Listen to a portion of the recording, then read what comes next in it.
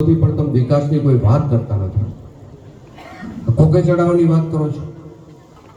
મારે આજે આ ગામને કહેવું છે કે ગામની અંદર છેલ્લા 10 દિવસનું જે વૈમનસ્ય થયું છે ને, વૈમનસ્ય ગામનું વાતાવરણ ડોયરું છે ને, એ ડોળવામાં જે તમારામાંથી આપમાં ગયા છે ને, મારા મિત્ર વાઘજીભાઈ છે, આ વાતાવરણ ડોળવામાં હું ગામને ખાતરી આપું છું કે આ પ્રશ્ન ગામ સમસ્ત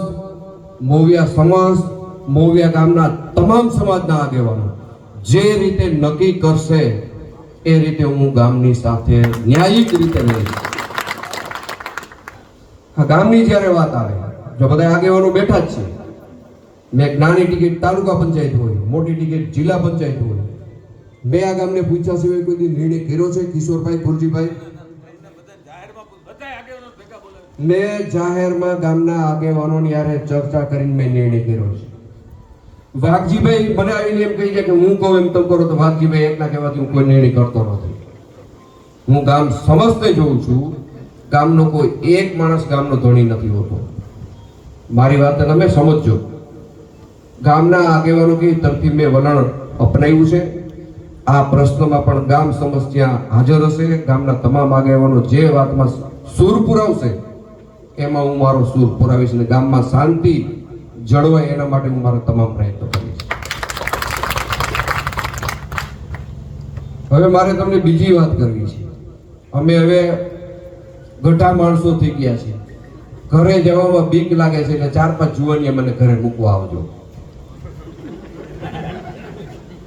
સમજો પછી દાંત કાઢો. શેના કારણે કહું છું ખબર છે ને? ગોડલમાં છેલ્લા 4 મહિનાથી દાદાગીરી બહુ વધી ગઈ છે. હજી આ દાદાગીરી ફાલી ફૂલી કેટલી થવાની છે તમને કહું. હજી તો 26નો ચોથો મહિનો હાલે છે. 26ની સાલનો ચોથો મહિનો હાલે છે. હજી સીતાવી આવશે એટલે ગુંડાગીરી વધશે.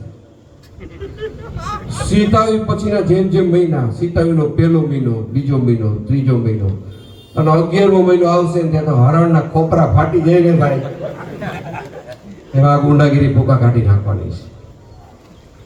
પેલા મારે સામે વાળા લોકોને હું તો નામ નથી લેતો ભાઈ, નામ લેવાના મેં સોગંદ ખાધા છે. મારે ઈ પૂછવું છે કે તમે આ ગામની પીડામાં સહભાગી થવા માટે આવ્યા છો કે રાજકારણ કરવા માટે? મારો બીજો પ્રશ્ન, તમે આ સમાજના આગેવાન તરીકે ગામમાં આવ્યા હતા કે કોઈ પાર્ટીના આગેવાન થઈને તમે આવ્યા છો? તમે પેલા સમાજના આગેવાન થઈને આવ્યા હતા. ગામની પીડામાં ગામમાં ખૂબ ગુંડાગીરી હતી ને, હતી 98માં, આ બધા વડીલો જાણે છે. અને ત્યારે હું 32 વર્ષનો હતો, એમાંથી હું પાસ થઈને આવ્યો છું. મોવિયાએ મને ખભે બેસાડ્યો છે. તમે મને દીકરા તરીકે મોટો કર્યો છે.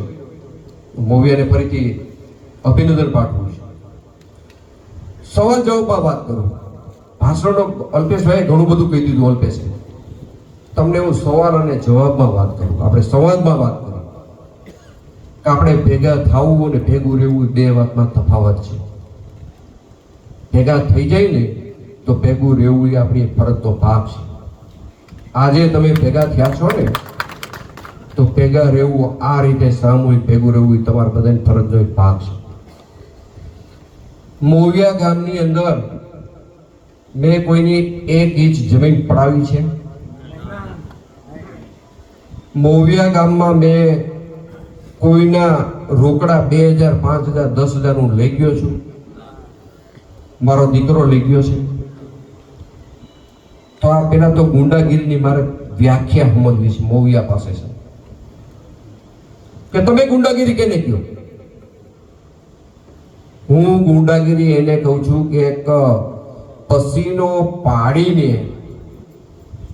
જમીનમાંથી પેદાશ કમાઈને એની આજીવિકા રડતો હોય એવા માણસની જમીન કોઈ પચાવી પાડતું હોય ત્યારે મારે રામ મંદિરનું પૂજારી ન બનાય.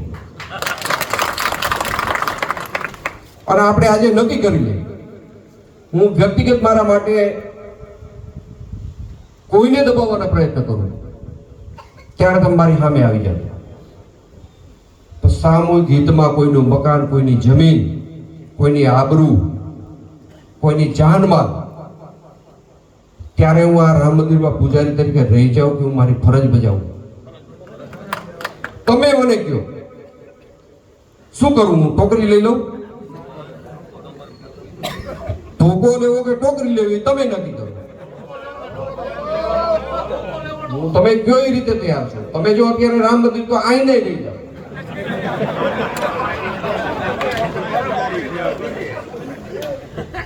આજે એક ટાઈમ જમવાની વ્યવસ્થા તમે કરી દેજો, ફેર નથી પડતો. પોતા માટે કરે ને એને દાદાગીરી કહેવાય. આમ જનતા માટે કરે ને એને હું એક ક્ષત્રિય તરીકે એમ કહું છું, મને એનું ગૌરવ છે, મને એનું અભિમાન છે, મને મારું સન્માન છે કે આવી ગુંડાગીરી, અનીતિની ગુંડાગીરી, અનીતિની ગુંડાગીરી, કોઈની એક ઇંચ જમીન, હું જીવું છું ત્યાં સુધી ગોંડલ તાલુકામાં કોઈની જમીન જો લઈ જવા દો ને તો મારો બાપ બીજો હોય. એમાં પાછી ઓલી ટોકરી નહીં હાલે હો, ચોખવટ કરું છું. એમાં તો કોલો તો તમે એમ કેતા નહીં. ભાઈ, આજના જમાનાની વ્યવસ્થા, એક જમાનો એવો હતો કે આપણા બાપુજી મરણ પથારીએ પડ્યા હોય ને તો આપણી આંગળી જાણીને એમ કહેતા ફલાણા ભાઈ મારી પાસે 200 રૂપિયા માગે છે, એને આપી દેજે, ફરી જતો નહીં. આજનો સમય એવો છે કે એને મરી જવાનું હોય ને ચિઠ્ઠી લખી નાખે કે આના 200 રૂપિયાના ત્રાસથી હું મરી જાઉં છું. એમાં અમે બાપ દીકરો, મારે 15-20 દીકરા નથી હો ભાઈ. તમે બધાય એક સંતાનના બાપ છો, એક સંતાનના હવે તમે દાદા થઈ ગયા છો. મને વાલો છે. અને રાજકારણ મારો વ્યવસાય નથી હો ભાઈ. આ મારો વ્યવસાય નથી કે આની ઉપર મારું ઘર હાલે છે, એવું નથી. આ મોવિયા બાવાજી બાપુની સાક્ષીએ કહું છું, આના કારણે મારું ઘર નથી હાલતું. હું એવો કોઈ ઉપડ માણસ નથી, હું એટલો બધો કોઈ સુખી માણસ નથી. મારે કોઈની પાસે લાંબો હાથ કરવું પડે ને એવું મારી સમયની કોઈ જરૂરિયાત નથી, મારી કોઈ માંગ નથી.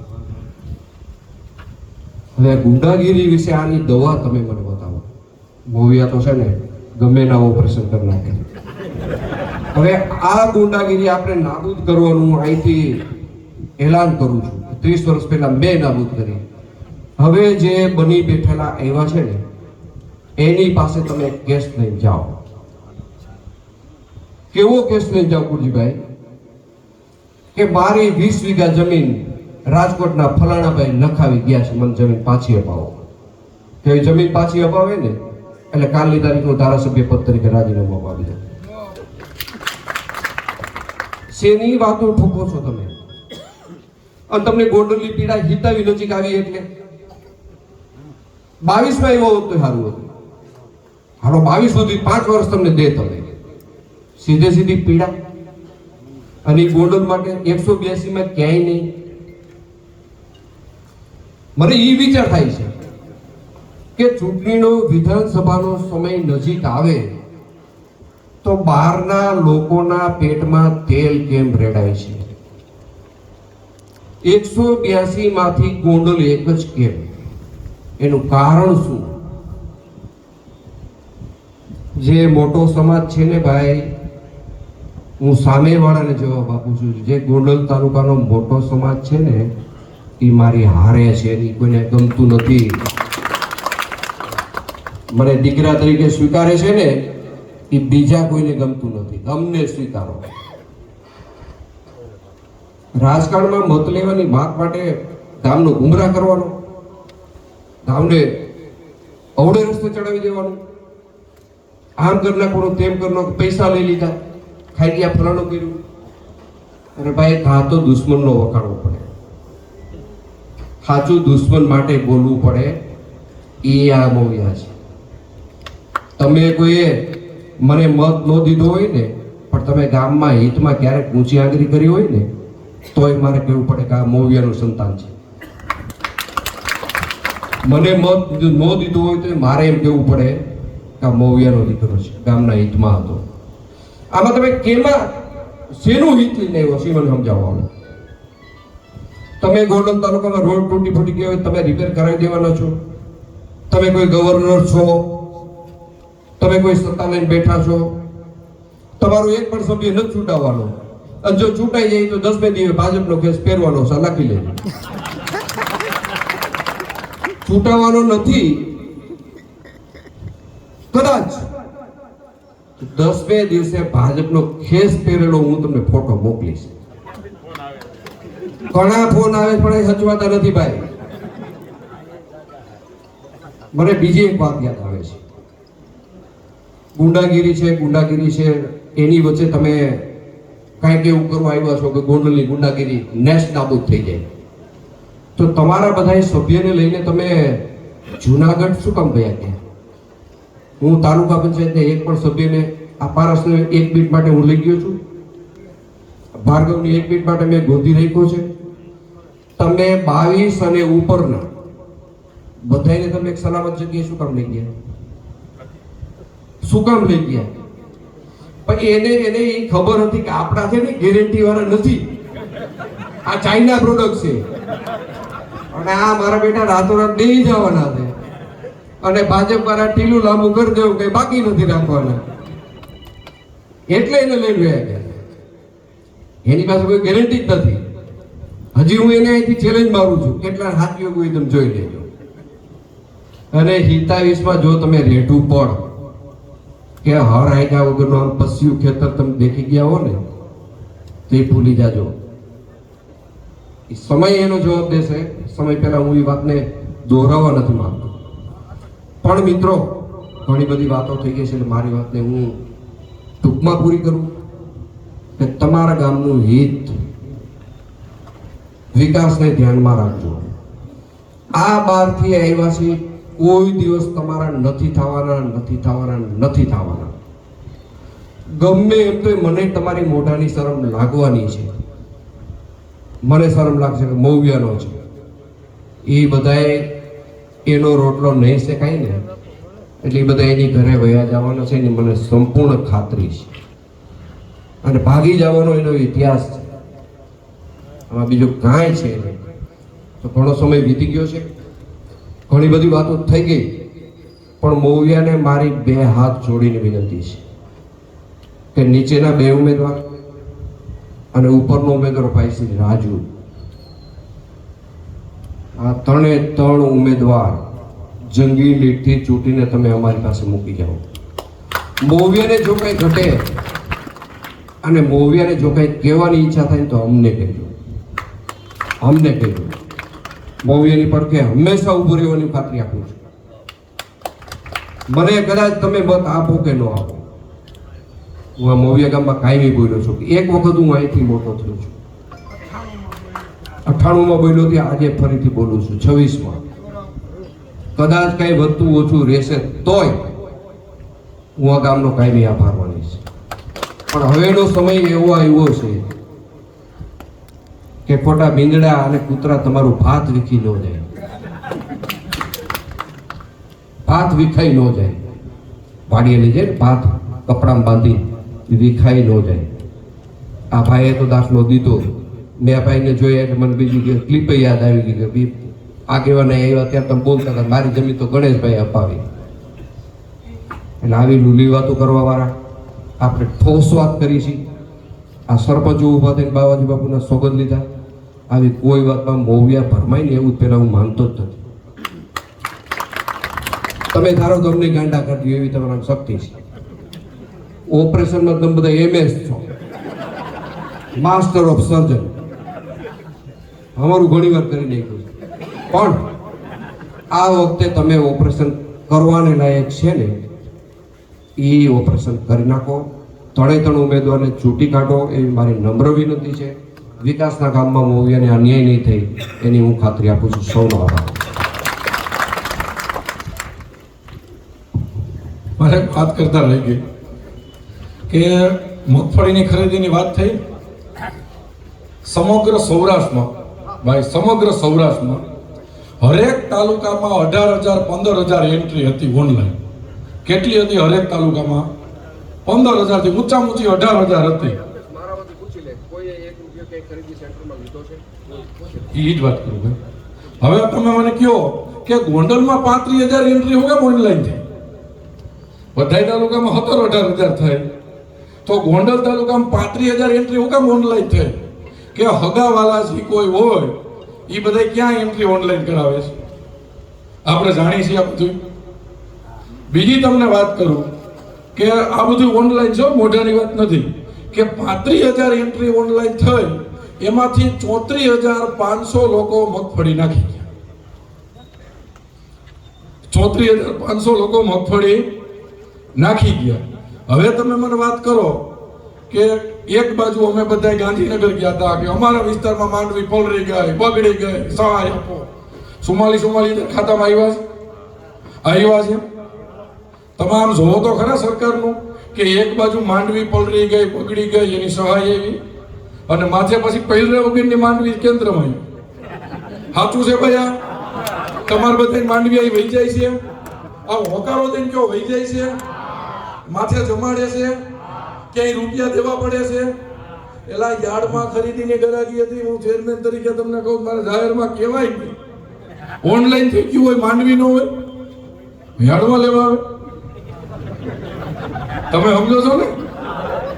અરે ગરાગી નીકળી, અને એમ થયું જયરાજભાઈ કે રાતોરાત એટલા બધા વેપારી આવ્યા ક્યાંથી? હમાયની હરાજીમાં, અને માંડવી હોપાઈ ક્યાં જાય? ક્યાં જતી? મિત્રો, ચેરમેન તરીકે કહી દઉં, એક ખેડૂત અહીંથી માંડવી લઈને ગયો હોય ને એની શેષ અમે નથી લીધી. મને પહેલે જે મારા કર્મચારીનો ફોન આવ્યો કે ખરીદી કરીને શેષ લે. મેં કીધી મારા ખેડૂત છે ને હુકામ લે મને ખબર છે, એને હરરાડે બોલાવી લેવા દો. બોયલી છે ગોંડલ તાલુકામાં. શું ભલા માણસ તમે માંડવીની વાત કરો છો? અને હજી તમને કહી દઉં, આગામી સમયે ગોંડલમાં ગમે એટલી એન્ટ્રી ઓનલાઈન થઈ, ખરીદી કરાવવાની જવાબદારી અમારી જયરાજભાઈની છે. રોજ બધાની પાસે રિપોર્ટ લેસ કેટલી માંડવી થઈ છે નહીં. તો આપણા બધા મૂળ વાત એટલા માટે કહું છું, જીવ એટલા માટે ભરે છે કે એલા આ કેન્દ્ર એક દી બંધ છે ને અમને પોહાતું નહોતું. હુકામે કે મારા 500 ખેડૂતનો માલ નહોતો જતો. મારા 500 ખેડૂતનો માલ નહોતો જતો. અને ખાલી અમે માંડવી નથી નખવતા, માથેના પૈસા રોકાણા હોય ને તો અમે એને દેવડાવી છે. અને હજુ કે આગામી સમય આ ખેડૂત માટે ગમે ત્યારે પ્રશ્ન હોય ને તો જયરાજભાઈના દરવાજા આપણા માટે ખુલ્લા છે. આપણે બધા સાથે મળી આપણા વિસ્તારનું જ્યાં હિત હોય ને ત્યાં ભેગા રહીને એવી અપેક્ષા.